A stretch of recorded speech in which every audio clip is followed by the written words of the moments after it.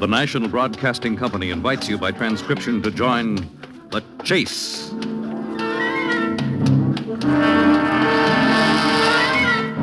There is always the hunter and the hunted, the pursuer and the pursued. It may be the voice of authority, or a race with death and destruction, the most relentless of the hunters. There are times when laughter is heard as counterpoint, and moments when sheer terror is the theme.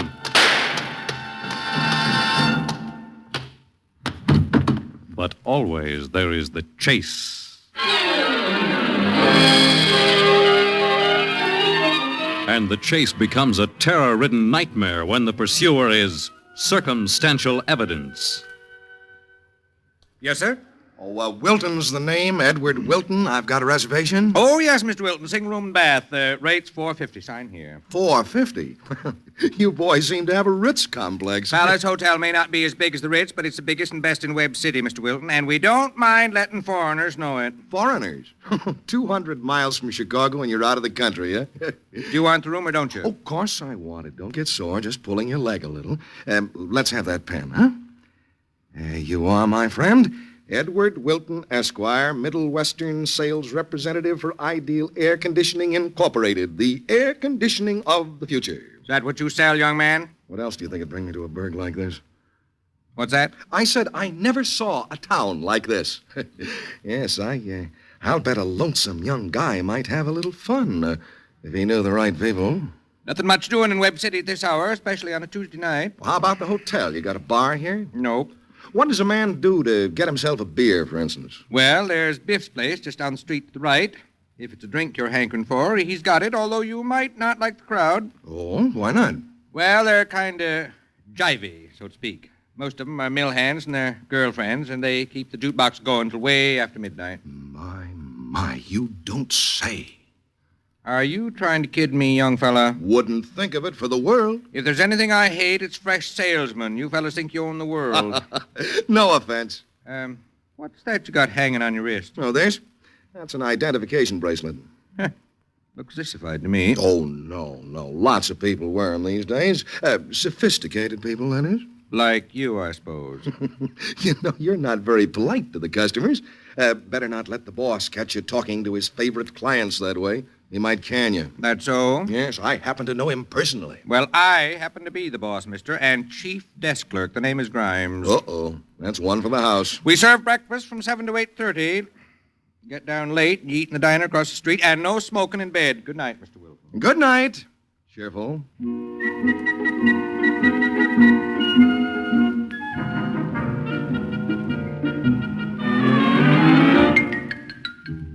Yeah, I was in quite a mood that evening, but what can you do? The road gets lonesome after a while when you're footloose and fancy-free, and even kidding a hotel clerk is a way to pass the time in a town like Webb City. I went up to my 2x4 bedroom and stared at the walls for a while, and then I washed and went back outside. The evening was warm and the streets were quiet, and as I strolled along, that lonesome feeling got even stronger. So I decided to step into the beer joint Grimes had mentioned, Biff's place.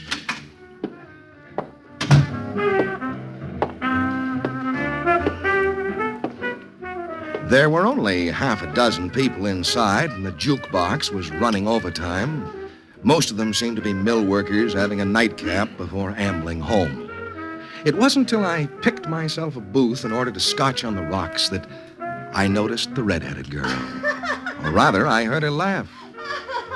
She was pretty cute as small-town cuties go, and she was dancing with a guy in a tight-fitting suit and slicked-down hair. I watched her as I finished my drink, and I ordered another.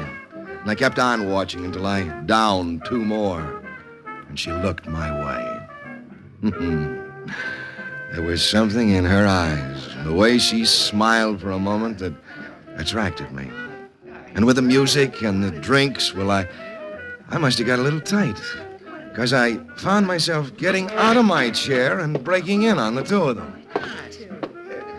May I have this dance? Hey, what's the big idea? I asked the lady if I could have this dance. You can also have a sock in the puss if you want one, wise guy. Oh, act your age, Carl. Huh? This is 1953. All he did was ask me for a dance. Don't look like you've been insulted. What kind of talk is that from you, Hazel? Here we go again. Look, if he wants to rave, let him rave, beautiful.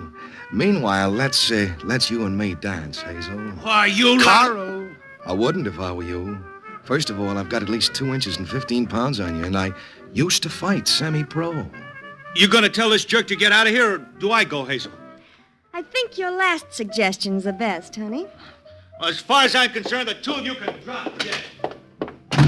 My, got a temper, hasn't he? Oh, he's just a small-town boy with a mind to match. Well, shall we dance? That's why you joined the party, wasn't it? Check.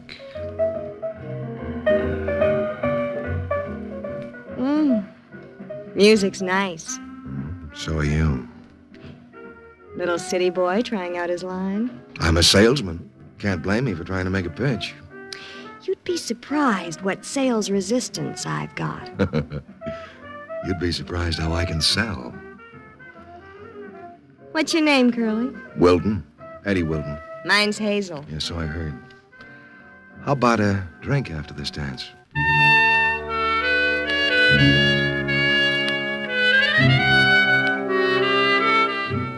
Well, it lasted until 1 a.m. Then someone suggested a ride. We walked back to where my open convertible was parked and started off. I should have known better than to drive on liquor, but there was something about the evening and the girl that made everything all right. Well, where are we going? You got any ideas? There's a moon out, the road's empty, so let's just travel for a while. Huh? Suits me fine. Are you married? This is a fine time to ask. Just answer the question, Junior. I am as free as the breeze. You too?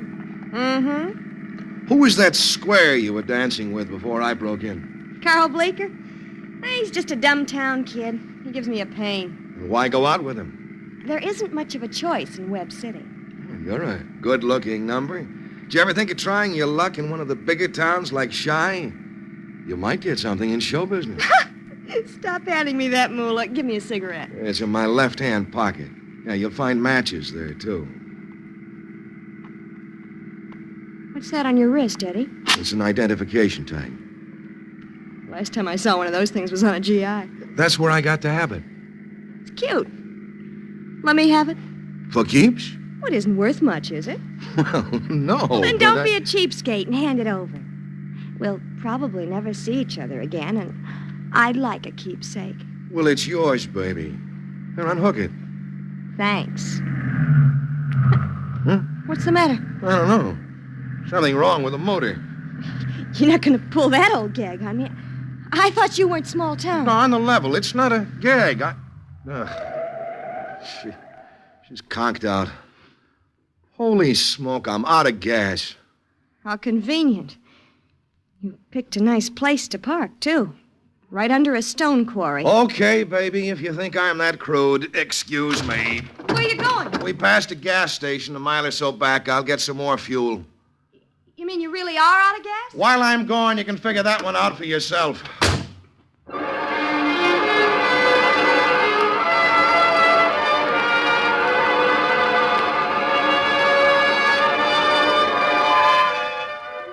She got me sore, putting me in the same dumb class with her small-town boyfriends. And it didn't improve my disposition any to find the gas station closed for the night. By the time I got back to the car, it was almost 3 in the morning. And as I neared the open car, I could see Hazel slumped in the front seat, fast asleep. Hazel, no dice. The station's closed. Come on. Wake up, baby. We'll have to walk. Hazel, Hazel, wake up.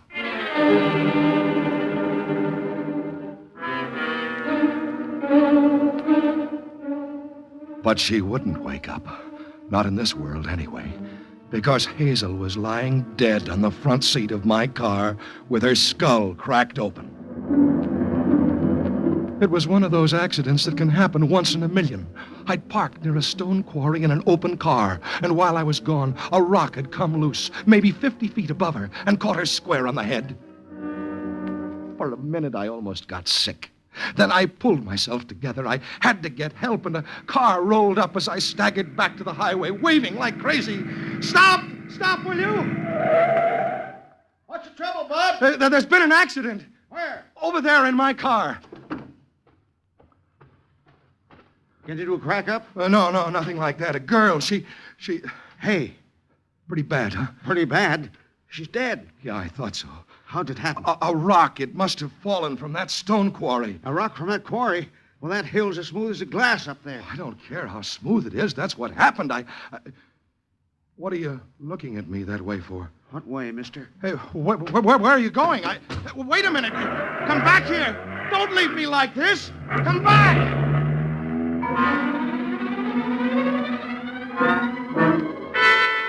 I stood there for a minute as he roared away, trying to figure it out. And then it hit me. He thought I'd killed her. He thought I was a murderer. It was all wrong. She was hit by a falling stone. And then suddenly, I remembered to look for the stone. I ran back to the car and scrambled around. I had to have that rock to prove it was an accident. And then, just as I saw it near the left front fender and picked it up in my hand, another car rolled up. Hey, mister! Mister! Don't move, wise guy. Bleeker. Stay put or I'll blast you with a shotgun. Oh, put that cannon down, you idiot. Shut up. Hazel, get out.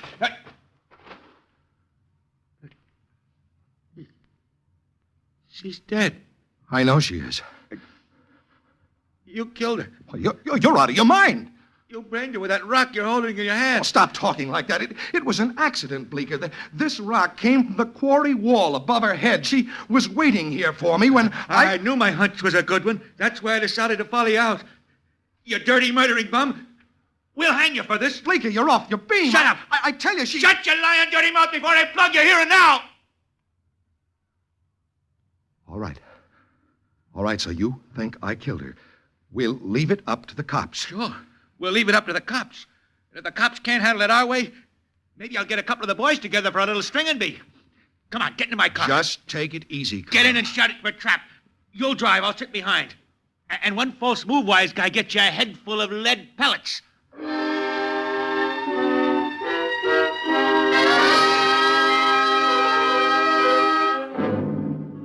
I didn't argue with him. He looked crazy mad to me, and besides, I knew when I gave the police the facts, they'd... Yeah, but how was I sure? 2 guys in a row took it for granted that I'd killed her. Why should the cops think otherwise? You look nervous, wise guy. All right, if it makes you happy, I look nervous. And I don't blame you. No? First-degree murder gets the chair in this state. I'm not getting any chair. No? No. You won't get any asbestos either to keep that hot seat cool. You'd like to see me get it, wouldn't you? I not only like it, I got a stake in it. Yeah? I'm gonna help put you there. That's interesting. How? I practically saw you kill her, didn't I? You practically saw me what? Stick to your driving, wise guy. I'll do the yelling from now on. You were standing there, weren't you, with the rock in your hand? I just found that stone when you drove up. Sure. What are you trying to do? Frame me on a murder rap? Frame you? You don't have to be framed, wise guy. You set it up for yourself. I'm telling you for the last time it was an accident. When they put you in the chair, you can also tell that to the guy who throws the switch.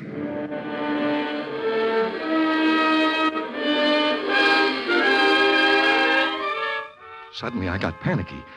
I didn't want this moron driving me into the police as if he'd caught me red-handed. I wanted to tell them my story in my own way, a voluntary statement, not a forced confession. I had to get away from Bleeker before we reached town, and there was only one way to do it. Turn left, wise guy. It's a shorter route to town. Whatever you say. Now you're getting smart. Don't give me any lip, and maybe you'll reach the police chief all in one piece. Got a cigarette on you? Since when am I supplying you with smokes? All right. I'll take one of my own if you let me stop the car and reach into my pocket. You're stopping no car, wise guy. Here. I'll be sporty and give you one of mine. Thanks. Keep your eyes on the road. Got a match? Want me to smoke it for you, too? Here. Now let go of the gun, Bleecker. You choked me. Let go of the gun. The road! You're driving on the...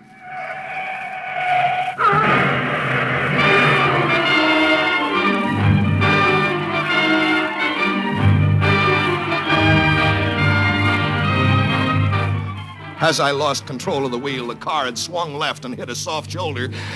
I'd felt a sickening lurch as it had rocked back and forth and then had completely turned over. For a second, I was stunned, and then I slowly crawled out of the side. It was a miracle as far as I was concerned, because I didn't have a scratch, and then I remembered Bleecker. Frantically, I started to pull the twisted metal apart, and there he was, lying across the seat, dead with a broken neck. That made two dead. Two people I hadn't even known before that night. How could I explain it? What could I say to defend myself? You all right? Yes, officer, I'm okay. What happened? We hit a soft shoulder and turned over. We? There's another fella in the wreckage. I think he's dead. Stay put. Yeah, he's dead, all right. What's your name? Edward Wilton. Where do you live? I'm at the Palace Hotel in Webb City. I'm a salesman from out of town. What's the name of the deceased? Carl Bleecker. He lives in Webb City. And who was driving? He was. Don't ask me why I lied. I don't know myself. I only know that I was scared, and I acted instinctively to protect myself. Next thing I knew, I was inside the prowl car, and we were on our way, but not towards town. For some reason, we were headed back towards my car and Hazel's body. Aren't we going back to town? Sure. Well, this isn't the right direction. Coroner lives up this way. I want to notify him before I book you. Before you book me. Don't get nervous. It's just a technicality. If you weren't driving, we won't place a charge against you. But I told you I wasn't driving. Okay. I didn't call you a liar, did I? I'm sorry. The accident rocked me a little. I'm all nerves. Sure. Now, just take it easy. What's that ahead of us? On the side of the road? I don't see anything. Looks like a parked convertible. Funny time of night to be parked out near that old quarry. I think I'll have a look. You can stay here if you like. Well, I just want a breath of air. Holy smoke. What is it? It's a girl. Looks as though she's been slugged. Is she dead? Just as dead as your friend was. This is getting to be quite a night. This kid was murdered. Murdered? No.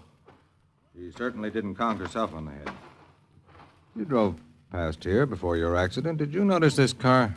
No. Are you sure? Positive, officer. Funny. I'd say she'd been dead at least 2 hours. The engine hood is cold. Car must have been parked here for a while. Let's have a look at the license plate. I think I'll wait for you back in the prowl car.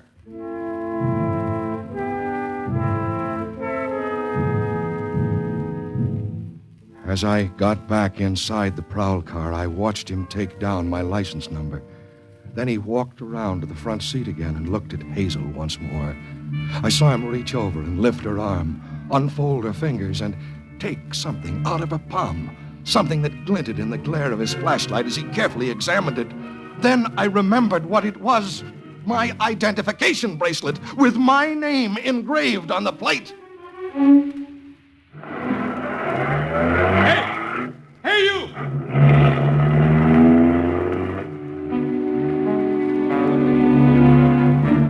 I must have been insane to steal his car, but I couldn't control myself anymore.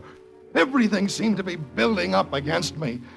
I was being strangled with circumstantial evidence, so I just obeyed my instincts and ran for it.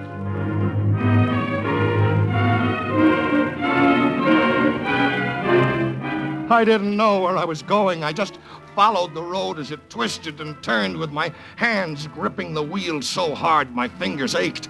Was it an hour or 2 hours? I don't know.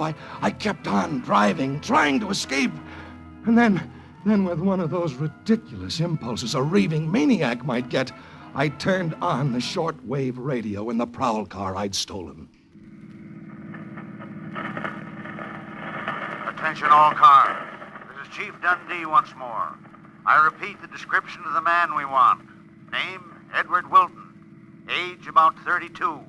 Height, approximately 5'11". Weight, about 185. Wanted for murder and suspicion of manslaughter. Driving stolen squad car. License number 17113. He may be armed. If he offers resistance, shoot to kill.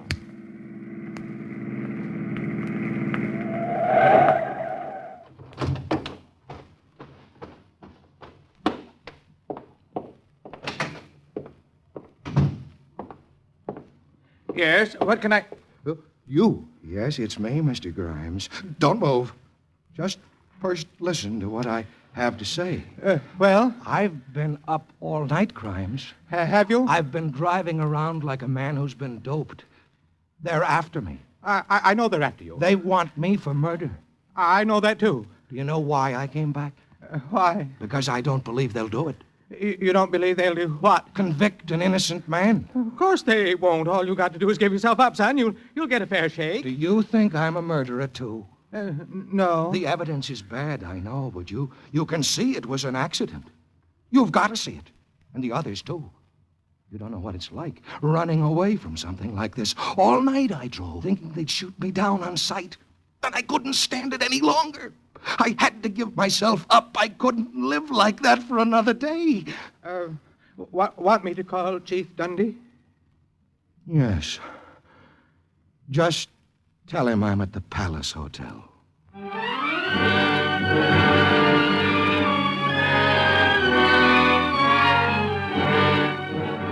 I was beaten, and I knew it. But then I thought if I could just give them my story. Grimes seemed to feel that I wasn't guilty. That's how he acted, until 10 minutes later when the chief of police walked in. Here he is. Here's the thief and murderer. Now, wait a minute. Keep your hands where I can see you. Handcuffs? What'd you think you'd get? Medal? I knew he was a killer when he checked in here, Chief. He had that look in his eye. And then when he started asking me about girls. No, I didn't say a word about girls to you, Grimes. I just asked you where I could get myself a drink. Drinking too, eh? I just had a couple. I mean... Why did you kill her? I didn't kill her, Chief. No? Then who did? It was an accident. A rock fell down from the quarry wall. And what about Carl Baker? Did a rock fall on him, too? That's enough, Mr. Grimes. I'll handle this myself. You'd better, or the town will handle it for you. I don't like that kind of talk from you or anyone else, Grimes. As long as I'm police chief here, the law takes its own course. If I make myself clear... Just as long as this double murderer gets what he's looking for. All right, Wilton, let's get started. What does he mean? The town will handle it for you. Nothing. Let's go.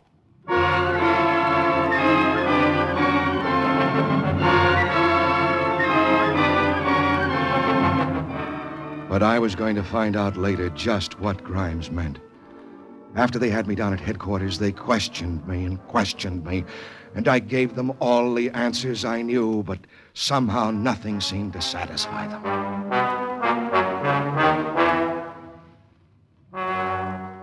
All right, Wilton, we'll start all over again. What did you do when you stopped the car? Nothing, I did. Was she trying to get out when you hit her with a rock? I didn't hit her. I swear I didn't. What about Bleecker? They found a shotgun near his body.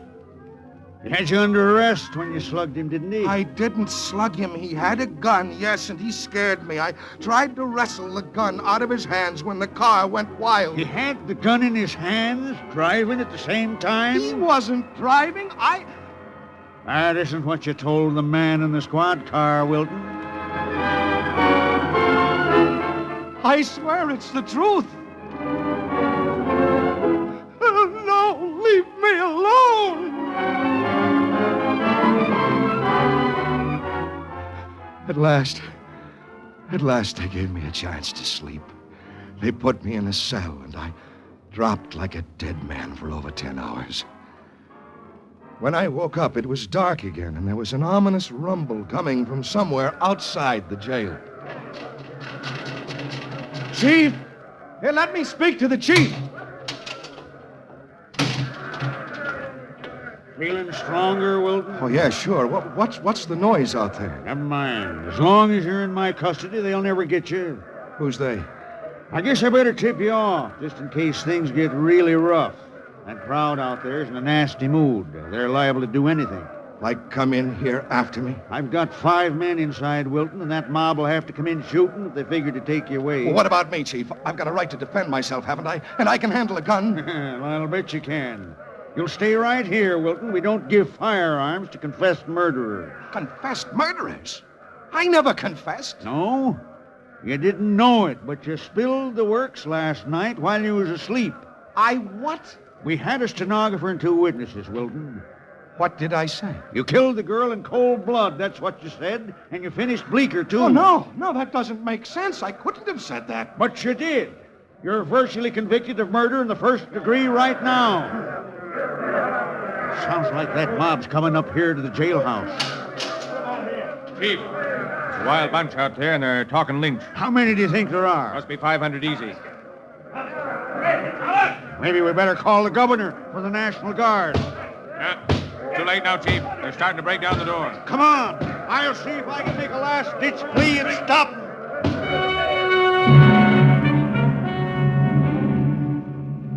But the last-ditch plea didn't help. And then when I heard the door come down, I knew I was through. They're tearing through the front of the building now, and they'll be pouring into this cell block in just a second. They're coming. They're almost here. No, they can't do that to me. Don't let them find me. Don't tell them where I am. I didn't do it, I tell you. I'm innocent. I'm innocent. Oh, no. I'm innocent. I didn't do it, I tell you. Don't let them find me. Hey, don't mister, wake up. No, don't let them... Wake up, wake up. Wake up, you're having a nightmare. Nightmare? You mean this is all a dream? Judging by those empty glasses on the table, you had one too many. You're not dead. Neither is Carl.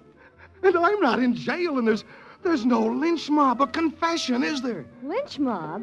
What's going on here? This wise guy trying to get fresh? Oh, no, not at all. I don't want to dance, and I don't want to take your girl away. I just want to go home, see? Back to my hotel. Yes, sir, right now.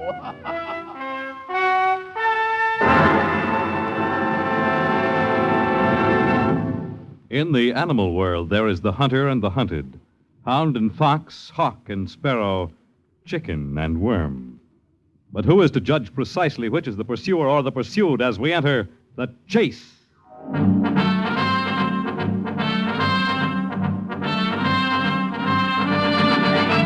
The Chase was created and written for the National Broadcasting Company by Lawrence Clee. Heard in the cast were Don Briggs, Jane Webb, Ted Osborne, Ken Williams, and Joe Latham. The Chase is directed and transcribed by Fred Way. Fred Collins speaking.